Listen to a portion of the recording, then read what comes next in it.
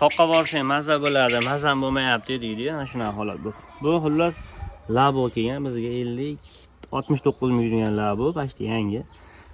Arshambuloqqa borilgan, Arshambuloqda soydan o'tirayotgan paytda mashina uchib qo'ygan. E'tiborlardan chiqmasin, xullas trambroli mashina suvdan o'tsa o'chadi, e'tibordan qochirmaydi. Hech qachon bu uchmaydi, o'tib ketaman deb o'ylamanglar. Xullas mashina mana shu yergacha suvga kelgan. Mashina o'chgan, chiqib yurg'izmoqchi bo'lishgan, mana chiqayotgan to'pollar qaranglar. Porshelar ustiga suv o'tib ketgan, xullas batamom tugab, remellar sakrab, arasiga qumlar tushib, klaplar qayib tashlabdi. Akam bir nima deyshi, akam matochiga suv kirib ketgan desam, va mog'izliq pochoydi yechganimda, mog'izliq pochoydi ichi qop-qora edi deyishyapti. Kommentariya yozib betinglar, suv qayerdan kirib ketgan.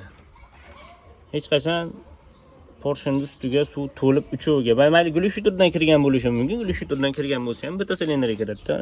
To'g'riga ham kirgan, klaplar o'rib tashlagan, hamma yo'q turpoq, qum-pum bo'lyapti. Imkon qadar injektor bo'lgan taqdirda ham, injektor bo'lganda ham o'chmasdi, lekin havo bochoq tepada bo'lganda o'chmasdi. Yo'lda borasizlar, labochilar bo'lsa, shu xatoni qilmanglar. Suvga solmanglar, suvga.